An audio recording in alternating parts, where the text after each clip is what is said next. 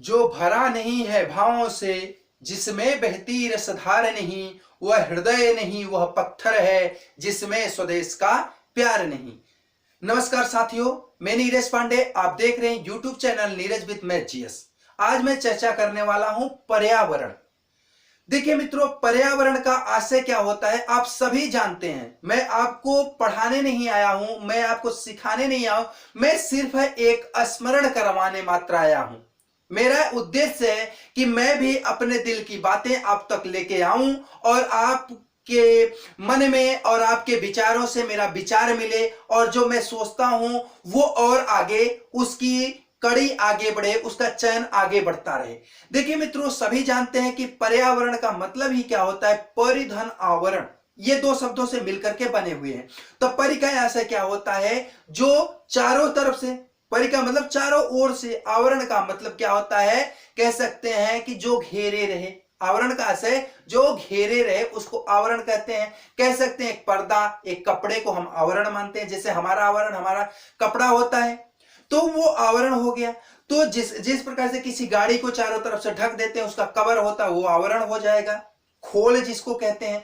तो देखिए पर्यावरण, तो देखिए इस संसार में यहाँ पे सजीव और निर्जीव है, उसके चारों ओर से जो हमको घेर करके रखा हुआ है वही हमारा पर्यावरण है। देखिए लेकिन यहाँ पर्यावरण की बात, सबसे महत्वपूर्ण बात तब आती है कि जब पर्यावरण की बात सब करते हैं लेकिन पर्यावरण पे विचार कोई नहीं करते हैं। जैसे एग्जाम्पल के तौर पे मैं कहता हूं कि 5 जून को विश्व पर्यावरण दिवस मनाया जाता है। उस दिवस को देखेंगे, हर जगहों पे ऐसा होता है। अब वास्तव में होता है या नहीं होता वो मैं नहीं कहता हूं। 10 दिन के बाद, 15 दिन के बाद पे वहां जमीनी स्तर पे वो वृक्ष बचे होते हैं या नहीं होते हैं वो नहीं पता। लेकिन 5 जून को देखेंगे तो बहुत सारे नेता लोग सब एक पतला सा पेड़ ले लेंगे, पौधा ले लेंगे, उसको लगाते हुए देखेंगे। कोई मजदूर उसमें मिट्टी डाल रहा है तो कोई उसमें पानी डाल रहा है, कोई दूसरा मजदूर उसको खुदाई कर रहा है और नेताजी वहां पहुंच करके उस पेड़ को पकड़ेंगे और नेता के 10 चमचे हो जाते हैं, वो भी उसको पकड़ लेंगे और 12 लोग 14 लोग पकड़ करके एक पेड़ के साथ सेल्फी ले लेते हैं और वही पेड़ का पौधा बार बार फोटो क्लिक कराएंगे, बार बार जगह पे उसको इंस्टाग्राम पे, टेलीग्राम पे, व्हाट्सएप पे, फेसबुक पे, न जाने कितने साइट्स हैं, सब जगह डालेंगे कि मैंने इतने सारे पेड़ लगा दिए। लेकिन वास्तविकता क्या है, अगर इतने पेड़ लगाए जा रहे हैं तो पेड़ जा कहां रहे हैं, ये भी तो होना चाहिए। लेकिन होता क्या है कि पेड़ तो लगा दिया, आज 5 जून को पेड़ लगाए लेकिन 10 जून को वहां पेड़ ही नहीं है। पेड़ क्या, गड्ढा भी नहीं है, गड्ढा भी पट गया, पेड़ गायब हो गया। पेड़ के जो पैसे आए थे, अब पैसे कुछ लिए जाते हैं, पेड़ कितने का आता है। ये सब चीजें क्या है, ये सरकार की चीजें हैं। सरकार को करना चाहिए कि वास्तव में मैंने जब आपके लिए दिया था, जितने भी प्रतिनिधि पेड़ को लगाए, वास्तविकता अगर देखी जाए तो जिम्मेदारी एक प्रतिनिधि की होती है। अगर मैं कहता हूं माननीय मुख्यमंत्री जी जितने पेड़ को खुद लगाने जाते हैं तो माननीय मुख्यमंत्री जी का ये जिम्मेवारी बनती है कि वो अपने पेड़ों की देखभाल खुद करें, उसकी देख रेख करें, उसको वो जाने, किसी के द्वारा वह समझे कि वो मेरे लगाए हुए वृक्ष क्या बढ़ रहे हैं, फल फूल रहे हैं या नहीं। अगर कोई माननीय विधायक या माननीय सांसद जी कोई पेड़ को लगाए हुए हैं, पेड़ का वृक्षारोपण किए हुए हैं, तो उनकी जिम्मेदारी, नैतिक जिम्मेदारी बनती है कि वो उस पेड़ के बारे में देखें, जिसके द्वारा या जिसको दिए हुए जिम्मेदारी की आप देखेंगे, उससे पूछें क्या मेरा वो पेड़ जीवित है, क्या वो पेड़ फल फूल रहा है, वो उनकी जिम्मेदारी होती है। या ग्राम प्रधान होते हैं, जैसे पेड़ लगवाते हैं, पेड़ लगाते हैं या लोगों में बंटवाते हैं, तो उनकी जिम्मेदारी बनती है क्योंकि वो पेड़ के पैसे लगते हैं और पेड़ के पैसे जो आते हैं वो जनता के होते हैं, न कि मंत्री जी के होते हैं, न कि प्रधान जी के होते हैं, न तो किसी विधायक जी के होते हैं। वो किसी के, कह सकते हैं कि घर से पैसा नहीं आता, वो अगर आता है तो जनता से आता है। हम सब जैसे जनता, जो जनमानस होते हैं, टैक्स के माध्यम से सरकार तक पैसे को पहुंचाते हैं और फिर वो पैसा क्या होता है कि सरकार कलेक्ट करके उसको विकास कार्य में लगाती है। लेकिन क्या वास्तव में वह विकास कार्य हो पा रहा है या नहीं हो पा रहा है, उसका सही सटीक सर्वेक्षण सरकार को करवाना चाहिए। मैं आज इस मुद्दे पे इसलिए बोल रहा हूं कि मैं अक्सर देखता हूं, हमेशा देखता हूं कि फोटो क्लिक होता है कि बहुत सारे हर जगह देखा जाए, अभी अभी सड़कों पे चला जाए तो देखा जाएगा हर सड़कों पे लगा रहता है माननीय फला मंत्री जी, ढकाना मंत्री जी। लेकिन क्या रोडों की स्थिति कैसी है, किस प्रकार से रोडें हैं, वो देखा जा रहा है? नहीं देखा जा रहा है। तो ये चीजें हैं कि सरकार अगर पैसे दे रही है, सरकार कार्य कर रही है, तो सरकार को ये भी चाहिए कि वो सही दिशा में, अगर ऊपर से पैसा आ रहा है, नीचे तक पैसा लग रहा है या नहीं लग पा रहा है, ये सरकार की नैतिक जिम्मेदारी बनती है।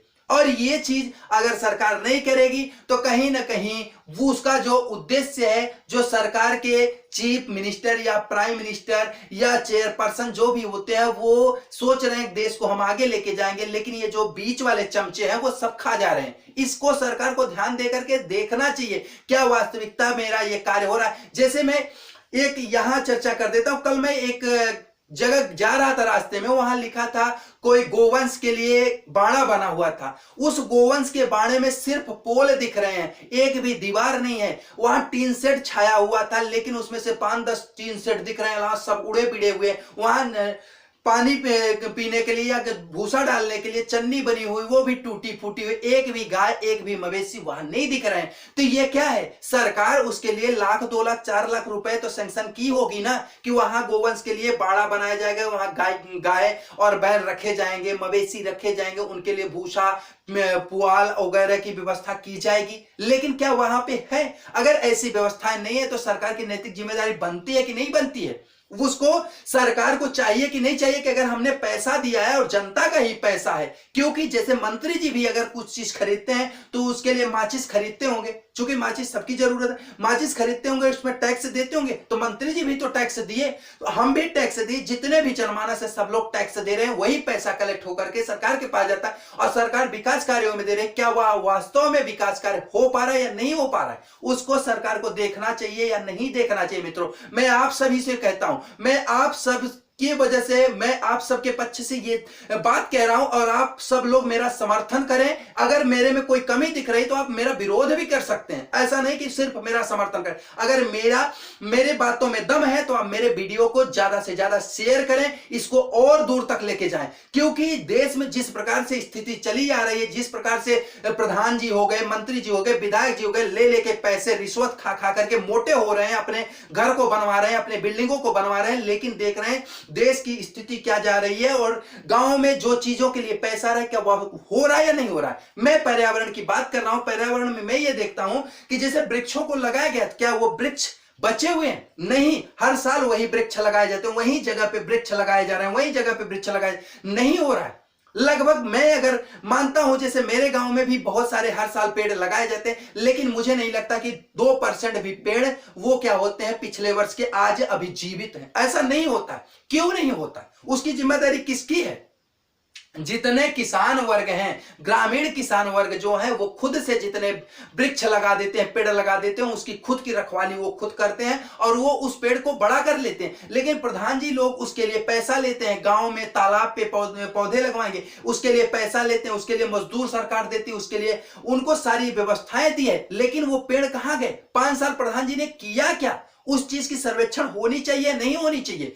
देखा जाए गांवों का सौंदर्यीकरण हो रहा है, गांव के सौंदर्यीकरण में देखा जाए मित्रों तो अगल बगल के सारे चारों तरफ से ये होता है कि इसकी बैरिकेडिंग होगी, वो न तार का पता है, न पोल का पता है, न वहां पे जो व्यवस्थाएं की गई है उसका पता है। और प्रधान जी वर्तमान में बने हुए भी हैं, मैं एक गांव की बात नहीं कर रहा हूं, मैं हर गांव की बात कर रहा हूं। और जब तक देखिए गांव स्तर से विकास नहीं होगा तो ऊपर से विकास संभव नहीं है। इसलिए देश को अगर आगे बढ़ाना है तो गांव स्तर से देश को आगे बढ़ाया जाएगा, इसीलिए इकाई बनाई गई है। नहीं तो केवल लोकसभा और राज्यसभा के साथ साथ विधान परिषद रहता, ये ग्राम पंचायत नहीं बनाई जाती। ग्राम पंचायत बनाने का यही तरीका है कि हर व्यक्ति अपने जनप्रतिनिधि से प्रत्येक दिन चाहे तो मिल सकता है, अपनी बातों को कह सकता है। लेकिन अगर जनप्रतिनिधि, हम भी इसी के लिए मैं YouTube पे कह रहा हूं कि मेरे भी जनप्रतिनिधि जो हैं वो नहीं सुनते हैं। वो जनप्रतिनिधि क्या कर रहे हैं? कहा कुछ जाता है, करते कुछ हैं। अगर गांव के लिए कुछ विकास कार्य नहीं कर रहे हैं तो उसके लिए क्या है कि मैं इसीलिए अपनी आवाज उठा रहा हूं और बहुत सारे लोगों की इसमें आवाज है,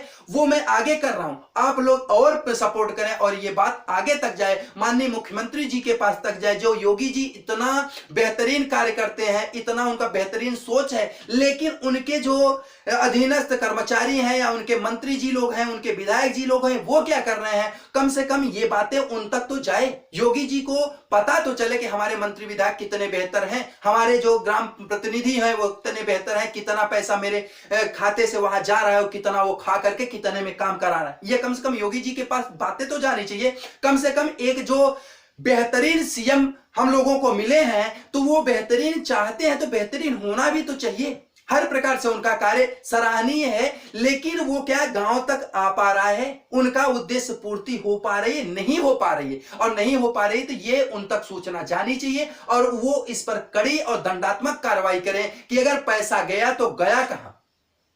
देखिए, पर्यावरण के तहत अगर देखा जाए जो सुविधाएं दी जा रही हैं, बगल हर गांव में बावली खुदवाई जा रही है, तालाब खुदवाया जा रहा है, तो हर साल उसी तालाब को खुदवाया जाता है। क्या वही तालाब बार बार गड्ढा हो जा रहा है, वही पट जा रहा है? नहीं पट जा रहा है। लेकिन क्या है, सिर्फ प्रधान जी लोग क्या करते हैं, लगभग जेठ और आषाढ़ के महीने में उसमें खुदाई लगाएंगे, तब से बारिश हो जाएगी, उसी को नपवा देंगे कि भैया ये 5 मीटर 3 मीटर मैंने खुदवा दिया, और सारे पैसे निकाल करके गबन कर जाएंगे। क्या हर साल वही तालाब खुदाई हो रहा है? नहीं हो रहा है। क्या उसकी सरकार जांच करवा पा रही? अगर वो आषाढ़ के महीने में, मतलब जून जुलाई में अगर वो नाप प्रधान जी करवा देते, उस समय तो मान लीजिए पानी भरा हुआ है, मत जाने दीजिए, वो सर्वे ले लीजिए, 4 महीने 5 महीने 8 महीने बाद जब उसमें पानी नहीं है, फिर से सरकार उसकी जांच करवाए कि क्या उसमें कितना गड्ढा है। अगर उस समय पानी नहीं रहेगा तो गड्ढा की माप तो हो सकती है ना, फिर पता चलेगा कि प्रधान जी ने कितना बेहतरीन कार्य किया है। जैसे गांव में सड़कें बन रही हैं, नालियां बन रही हैं, नाली आज बनी और 4 दिन बाद उखड़ रही है, तो क्या है ये? किस प्रकार से हम पर्यावरण को सुरक्षित कर रहे हैं? अगर ये इस प्रकार से तो गंदगी फैला रहे हैं, पोल्यूशन फैला रहे हैं ना, पेड़ों को कटवा दे रहे हैं, जितने बहुत सारी तमाम रोडें बन रही हैं तो रोडों के अगल बगल बहुत सारे पेड़ कट रहे हैं, तो वो पेड़ लग रहे हैं कि नहीं लग रहे हैं? ये माननीय मुख्यमंत्री जी पेड़ नहीं लगवा सकते, माननीय सांसद जी विधायक जी नहीं लगा सकते हैं। उसको लगवाने का कार्य हर गांव के प्रधानों को सौंप देना चाहिए कि जैसे आपके गांव में जितने पेड़ इस रोड को बनाने में कटे हुए हैं, आप जहां सरकारी भूमि हो, जहां रोड अगल बगल हो, जैसे जो रोडें पहले से बन चुकी उसके अगल बगल आपको पेड़ लगवाने और उस पेड़ की देखभाल करनी आपकी जिम्मेदारी है। आपकी नैतिक जिम्मेदारी बनती है कि आप उसका देखभाल करें, क्योंकि आप जनप्रतिनिधि हैं। अगर आप ये नहीं कर सकते तो प्रधानी क्यों लिए हैं? आप विधायक क्यों बने हैं अगर आप कुछ कर नहीं सकते तो? देखिए मित्रों, ये होता है कि यहां पर कुछ चीजें कहना क्या होता है, सब लोग सोचते हैं कि हम क्यों कहें, हम क्यों कहें, हमें लाभ मिल रहा है, हमें लाभ मिले ना मिले, चूंकि हम ये नहीं कहते कि मुझे लाभ ही मिले। भैया अगर गांव का समाज का काम होगा तो उसमें लाभान्वित हम जरूर होंगे। अगर गांव की सड़क बनेगी तो उस पर हम चलेंगे, हम लाभान्वित हो रहे हैं। गांव में नाली बन रही है, उस तरफ से मेरा भी पानी जाएगा तो मैं लाभान्वित होऊंगा। अगर गांव में कह सकते हैं कि कुछ विकास का कार्य होगा, वो उससे हम लाभान्वित कहीं ना कहीं होंगे। हम नहीं होंगे, मेरा दूसरा भाई होगा, दूसरी बहन होगी। लेकिन गांव अगर सुखी है, गांव वाले रोज का रोज अपना अच्छे से समय व्यतीत कर पा रहे हैं, अच्छे से अपना क्रियाकलाप कर पा रहे हैं, अच्छे बेहतरीन तरीके से कह सकते हैं अपना समय अच्छे तरीके से व्यतीत करते हैं, कहीं आने जाने में उनको कोई बाधा नहीं उत्पन्न होती है, तो मेरे लिए बहुत खुशी की बात होगी। लेकिन होता क्या है, हो क्या रहा है कि गांव में अगर वास्तव में देखा जाए, सर्वे करा, जैसे कि आज मैं एक व्हाट्सएप पे पढ़ रहा था कि माननीय मेरे यहाँ के प्रयागराज के सीडीओ साहब जो हैं वो खुद फोन कर करके लोगों से सर्वे करवा रहे हैं, पूछ रहे हैं क्या आपको आवास मिला है, उसके लिए पैसे तो नहीं देने पड़े। अब इस बात को अगर ये सीडीओ साहब कर रहे हैं तो मैं उनको बार बार धन्यवाद ज्ञापित करता हूं कि आपने बहुत बेहतरीन कार्य किया है, कि जिससे क्या है कि लाभार्थी जो है उसके एक भी पैसे रिश्वत के रूप में न जाए, उसका पूरा का पूरा उसको लाभ मिले। कोई प्रधान, कोई सेक्रेटरी या कोई बीच का दलाल जो बना हुआ है वो पैसे न खा पाए, जिसका पैसा है उसके पास तक जाए। अगर उसको उतने पैसे मिलेंगे तो निश्चित ही विकास होगा। जैसे गांव में अगर देखा जाए पर्यावरण को सुरक्षित रखने के लिए देखा जाए शौचालय, ये मोदी जी की जो मुहिम थी कि हर घर शौचालय हो, क्या हर घर शौचालय है? पैसे भी निकल गए हैं। गांव से देखा जाए तो बहुत सारे लोगों के यहाँ कागज पे लैट्रिन बनी हुई है, शौचालय बना हुआ, क्या उनके यहाँ शौचालय बना हुआ है? नहीं बना हुआ है। पैसे आए हैं, पैसे निकाले गए, लेकिन उनके पास शौचालय बना नहीं हुआ है। तो अगर शौचालय नहीं बनाया हुआ है तो इसकी जांच होनी चाहिए, और जांच होने के बाद उन पर दंडात्मक कार्रवाई होनी चाहिए कि ये पैसे आप लिए तो बनवाए क्यों नहीं, और नहीं बनवाए तो आप डबल पैसा करके सरकार को वापस करें। क्योंकि सरकार के पास जब वापस डबल पैसा जाएगा तो वह सरकार उस पैसे को सही जगह लगाएगी, जो वास्तविक जरूरतमंद है उसको देगी। लेकिन अगर ऐसा नहीं किया जाएगा तो हर प्रधान का ये मनमानापन चलता रहेगा। हर व्यक्ति, वो व्यक्ति भी जो इसमें संलिप्त है, जो पैसा ऐंठने में संलिप्त है, वो भी मन बढ़ता रहेगा उनका कि हमें पैसे मिल रहे हैं, हम अच्छा, अरे यार अच्छा मुआवजा ले रहे हैं, अच्छा फायदा ले रहे हैं। लेकिन जब वो कर ही नहीं रहे, भैया अगर शौचालय मिला तो आप शौचालय बनवाइए। आप बाहर क्यों जा रहे हैं? आप बाहर क्यों जा रहे हैं? रोडों पे गंदगी क्यों फैला रहे हैं? जहां अगर रोडों के, कुछ गांव के ऐसे रोडे हैं कि वहां पे आप जा नहीं सकते। ये गर्मी का महीना है, इस समय सारे जगहों पे खेत खलिहान खाली है, लेकिन उसके बावजूद भी रोडे क्या है? अस्त व्यस्त है। क्या यह पर्यावरण सुरक्षित है, संरक्षित है? नहीं, गंदगी से भरा हुआ है पर्यावरण।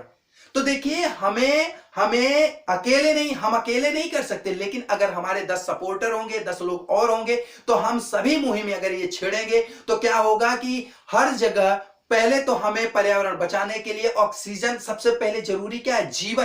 पहले हम जीवित रहेंगे फिर आगे कुछ कर पाएंगे। तो जीवित रहने के लिए हमें क्या है? पेड़ को लगाना चाहिए। हम लगाएं, हमारे घर के लोग लगाएं। तो पेड़ों को अगर हम लगाएंगे, 4-6 पेड़ लगाएंगे जीवन में, तो क्या होंगे? 4-6 पेड़ हर व्यक्ति लगाएगा तो विकास होगा। जहां पे जगह मिले वहां पे आप पेड़ लगाइए। जहां जैसे कि रोड के किनारे किनारे की जगह क्या है? वह यूजफुल तो है नहीं, रोड के किनारे है, तो आप वहां पे एक पेड़ लगा दीजिए। मान लीजिए आपके पास जमीन नहीं है, आप रोड के किनारे एक पेड़ लगा दीजिए, उसकी जिम्मेदारी खुद की ले लीजिए कि मैं इसको पाल पोस के बड़ा करूंगा।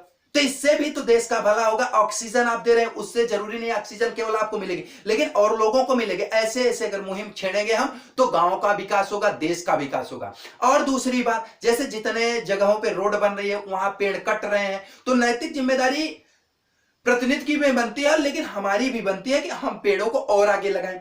जैसे कुछ पेड़, फलदार पेड़ लगा लेते हैं, जैसे आम हो गए, नीम हो गए, ऐसे पेड़ लगा लेते हैं, महुआ हो गया। ऐसे पेड़ अगर हम लगा लेते हैं तो मुझे फल भी देंगे, जामुन हो गए, फल भी देंगे, साथ में हमें ऑक्सीजन भी देंगे, पर्यावरण को सुरक्षित भी रखेंगे, संरक्षित भी रखेंगे। तो ये सारी मेरी जिम्मेदारियां बनती हैं। और साथ में ये सरकार की भी जिम्मेदारी बनती है कि सरकार जितने पैसे दी है, क्या वो वास्तव में हो रहा है?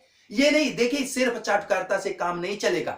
देखिए, सरकार दोषी को दंड दे और निर्दोष को उसका सम्मान दे, तब जाकर के देश आगे जाएगा। लेकिन अगर दोषी को दंड ना मिले तो ना मिले, लेकिन निर्दोष को अगर दंड मिल जाता है ना, तो वहां वो निर्दोष व्यक्ति, अगर एक निर्दोष व्यक्ति मारा जाता है या एक निर्दोष व्यक्ति फंसता है, तो उससे क्या होता है? 100 निर्दोष व्यक्तियों के मानसिकता पर असर आता है कि भैया ये देश अंधेर राजा हो गया, अंधेर राज हो गया, यहां पे गलत करना उचित है। देखिए, फलाने ने गलत किया और उसके साथ गलत नहीं हो, लेकिन ढकाने ने गलत नहीं किया, उसके साथ गलत हुआ। तो देखिए, ये न्याय प्रणाली होनी चाहिए, सरकार की ये सोच होनी चाहिए कि जो दोषी व्यक्ति है उसको कड़ी सजा मिलनी चाहिए। लेकिन अगर उसको सजा नहीं मिल पा रही है तो कोई बात नहीं, लेकिन निर्दोष को सजा नहीं मिलनी चाहिए। निर्दोष जो पात्र हैं उनको व्यवस्थाएं मिलनी चाहिए। अपात्रों को व्यवस्थाएं अगर मिल गई, तो हम ये नहीं कहते कि अगर मिल गई तो मिल गई, लेकिन पात्रों को नहीं मिल रही है। जैसे पात्रों को अगर मिल गई तो चलिए ठीक है, मिल गई भाई, लेकिन अपात्रों को मिलना जरूरी। ऐसा नहीं कि केवल पात्रों को दे दिया जाए, अपात्रों को न दिया जाए। तो ये भी देखा जाए, इसका सर्वेक्षण कराया जाए कि गांव के पूरे पात्र लोग ही मात्र लाभ ले पा रहे हैं कि अपात्र, जो अपात्र हैं वो भी लाभ ले रहे हैं। तो जैसे अपात्र लोग अगर लाभ ले रहे हैं तो उनकी संख्या कितनी है, कैसे लोग हैं, उनकी जानकारी सरकार के पास होनी चाहिए। और ये सरकार माननीय सीएम साहब नहीं करेंगे, माननीय डीएम साहब नहीं करेंगे। इसके लिए जो अधीनस्थ लेखपाल साहब हो गए, सेक्रेटरी साहब हो गए, प्रधान जी हो गए, ये तो जमीनी स्तर के नेता हैं, ये तो देख सकते हैं ना, ये सब चीजों की जांच कर सकते हैं। तो ये सही रिपोर्ट अगर लगाएंगे, ऐसा होगा कि नाखुश होंगे कुछ लोग। मुझे याद आता है वो 1996 में जब अटल जी अपनी सरकार को, एक वोट से उनकी सरकार गिरी, तो वो क्या बोले थे कि हमें एक, मेरी कुर्सी जरूरी नहीं है, ये देश रहना चाहिए, कुर्सी रहे ना रहे। जैसे ऐसे देश में बहुत सारे नेता हैं जो कुर्सी के लिए नहीं मारा करते, वो देश के लिए मारा करते हैं। तो हमें और हर व्यक्ति को, हर प्रतिनिधि, देखिए ये प्रतिनिधित्व लेने से पहले ही उनको सोचना चाहिए समाज सेवा। और समाज सेवा का मतलब ये नहीं है कि समाज का नोच खा करके आप ले जाए अपना घर भरें। जैसे ये भी होता है कि नेताओं की देखी जाए प्रॉपर्टी, चुनाव के पहले उनकी प्रॉपर्टी कुछ होती है, और चुनाव के 5वें साल जब वो अगला चुनाव लड़ते हैं तो उनकी प्रॉपर्टी 10 गुना, 20 गुना, 25 गुना बढ़ जा रही है। ऐसा क्यों? कहीं ना कहीं ये करप्शन तो हो रहा है। तो इस पर ध्यान देना चाहिए। और जनप्रतिनिधित्व का ये मतलब नहीं है कि आप जनप्रतिनिधि हो गए तो किसी का सुनिए नहीं। जो आपको दायित्व मिले उसको आप निभाइए। मैं पर्यावरण पे इसलिए बात कर रहा हूं कि मैं देखता हूं पर्यावरण पे अक्सर ये वार होता है। पर्यावरण पे देखा जाए हर जगहों पे पेड़ काटे जा रहे हैं, पेड़ को उतना लगाया नहीं जा रहा है, और लगाया भी जा रहा है तो क्या उतने पेड़ संरक्षित और सुरक्षित हैं? ये क्या ऐसा हो पा रहा है? अगर नहीं हो पा रहा है तो उसकी दोबारा कैसे उसको पौधरोपण किया जाए, कैसे उसको आगे बढ़ाया जाए, उसमें कौन सी कमियां आ रही? और देखिए मेरा जहां तक नजरिया है, मैं यही कहता हूं कि अगर हर व्यक्ति को एक एक पेड़ की जिम्मेदारी दे दी जाए तो वह निश्चित रूप से उस पेड़ को आगे लेके जाएगा। जैसे सिर्फ एक पेड़ एक व्यक्ति को दे दिया जाए कि आप एक पेड़ जहां आपकी इच्छा हो सरकारी भूमि पे लगा करके इसको आप सुरक्षित रखिए और इसको बढ़ाइए, इसका पालन पोषण करने की जिम्मेदारी आपकी है। वैसे भी शास्त्रों में भी कहा गया है एक पेड़ जो होता है वह 10 पुत्रों के बराबर होता है। अगर एक पेड़ की आप पालन पोषण कर दिए मतलब आप 10 पुत्रों को पालन पोषण कर दिए। क्यों? क्योंकि एक पेड़ से जो ऑक्सीजन निकलेगा न जाने कितने लोगों को वो ऑक्सीजन प्रदान कर रहा है। इसलिए आप एक बच्चे से सिर्फ आपका पालन पोषण हो रहा है बड़ा होने पर, लेकिन एक पेड़ अगर बड़ा हो जाता है तो उससे न जाने कितने लोगों को ऑक्सीजन मिल रही है और न जाने कितने लोग उससे लाभान्वित हो रहे हैं। इसलिए पेड़ को लगाना चाहिए, पर्यावरण को संरक्षित रखना चाहिए। पर्यावरण देखिए मजबूरियां हैं, पेड़ काटना मजबूरियां हैं, रोड बनाना है, इंफ्रास्ट्रक्चर को आगे बढ़ाना है, लेकिन उसके बदले कहीं ना कहीं उसको लगाना भी जरूरी है। जैसे हमें पेड़ काटना है तो पेड़ लगाना भी है। ये नहीं कि हम लगा दिए और लगा दिए तो उसका देख रेख भी करना जरूरी होता है। पर्यावरण पे यही सब बातें हैं मित्रों। सबसे बड़ी बात मैं आज इतना ही कहूंगा, उसके बाद नेक्स्ट डे या किसी दिन और जब मुझे आपका सपोर्ट मिलेगा, आपका प्रेम मिलेगा, आपका आशीर्वाद मिलेगा तो मैं इसी तरह से और वीडियो लेके आता रहूंगा। मैं इस वीडियो से विदा लेता हूं। जय हिंद, जय भारत।